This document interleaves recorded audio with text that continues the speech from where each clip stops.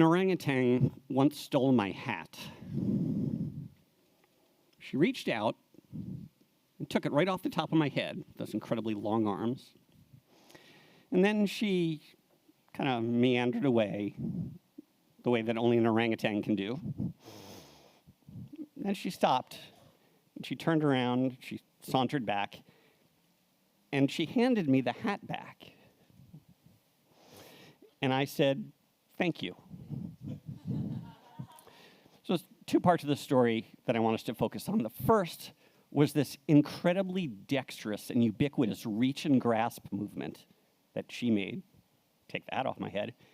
And the other is that I had this deeply human, immediate, unquenchable need to say out loud, "Thank you." I spent some of my time as a neurointensive care physician, and I see people in the neuro ICU who have suddenly lost the ability to move or the ability to speak. And when I see somebody who has a cervical spinal cord injury, who yesterday was moving without any difficulty, but today can't, I want to be able to say to that person, "You're going to be able to move again tomorrow." If I see somebody who's had a brainstem stroke, who's become locked in, that's the LIS up there, they've lost the ability to move, they've lost the ability to speak, just like that. I want to be able to say, "I'm sorry that this happened, but you're going to be able to communicate again easily tomorrow." And if I see somebody in the clinic or I see somebody at home with ALS or Lou Gehrig's disease, I want to be able to assure them that they will never lose the ability to communicate. So this is what I'm thinking when I have my physician hat on. It's the exact same thing that I'm thinking when I have my scientist hat on, together with the rest of the BrainGate team, and thinking about implantable brain-computer interfaces. These are the same goals, and I think we and the rest of the field are well on our way to achieving being able to make these statements. So, as everybody here is well aware, the intention to move, the intention to speak begins in the brain, begins in a part of the brain called the motor cortex, and it sends its signals down to the brainstem or the spinal cord, and that is what enables speech, it's what enables motion. And for any number of reasons, that ability to move or that ability to speak can be interrupted by injury or disease. And the question is, if that person, unable to move or unable to speak, wants to move or to speak or is trying to, how can we get at those signals and bring them back out? Can we record the neural activity associated with an intention to move or intention to speak and allow a computer to decode that activity in real time, restoring that lost neurologic function? And the answer, as we've been already talking about this morning and will continue to today, is absolutely yes. We in our BrainGate Consortium have been using this particular array of electrodes, and we'll talk about others we did earlier today and will later, that is about 4 by 4 millimeters, has 100 electrodes on there. It looks like a doll's hairbrush. It can get tapped into the top of the cortex, and each of those electrodes can record, as we were just hearing from Doris as well, from individual neurons. Individual neurons in the brain of the 88 or 100 billion that we have, we can record from not just one, but from dozens of them, and we can listen and we can watch those action potentials. Bring them out through some cabling to what is currently a percutaneous connector, and then to that connector we can apply a cable.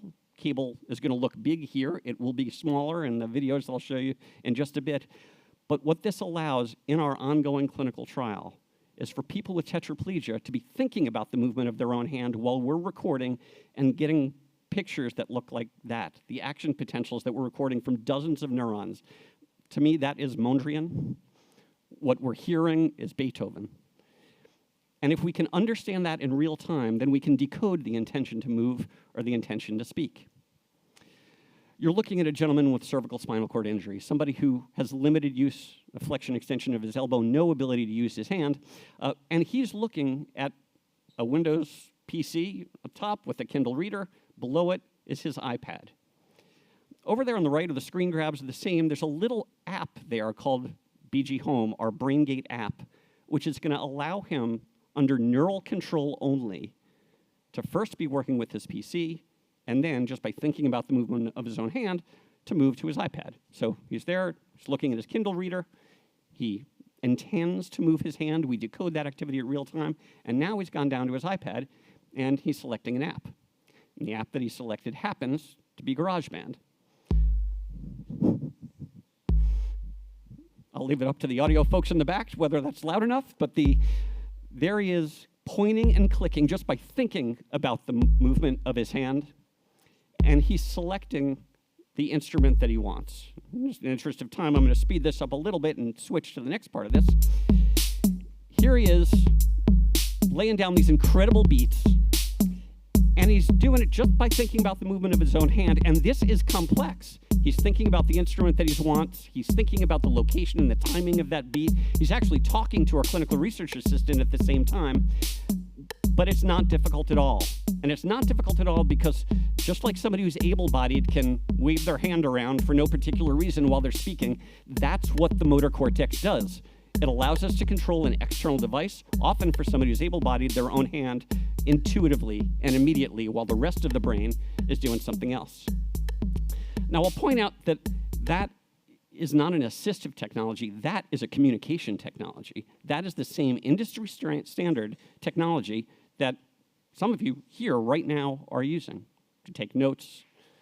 This is truly extraordinary that he can control not a device that's somewhat limited, but the same device that he was using prior to the onset of his injury.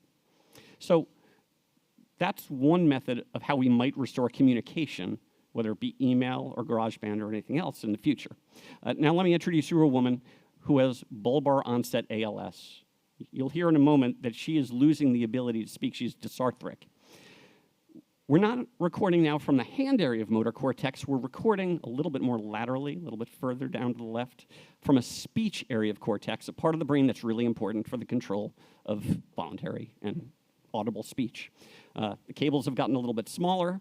We're recording from those parts of the brain, and we're going to ask her to say out loud the phrase that we put on the top of the screen.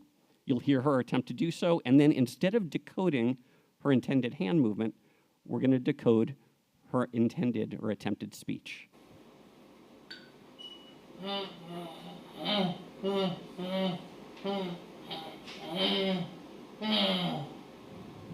don't want to call her a babysitter.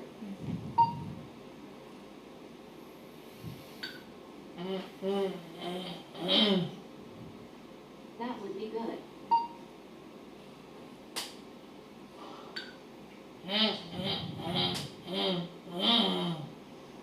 I did well in school. So this is happening in real time, taking AI not only to be able to decode those neural signals, but applying a language model so that we can accurately decode her intended output. But we asked her what to say. We put the phrase at the top of the screen. Neuroscientifically, that's cheating a little bit. What we really want to do is allow her to say anything she wants. So we asked her a question. I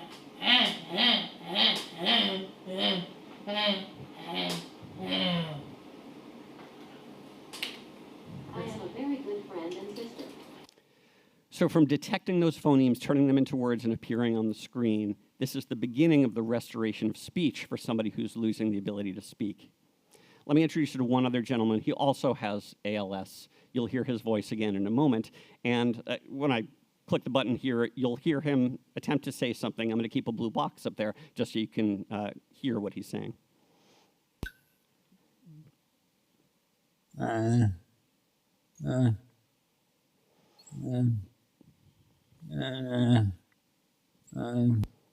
me play that again without the blue box.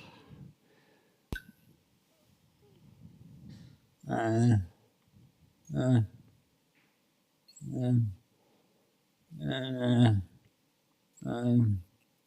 nurse is very young.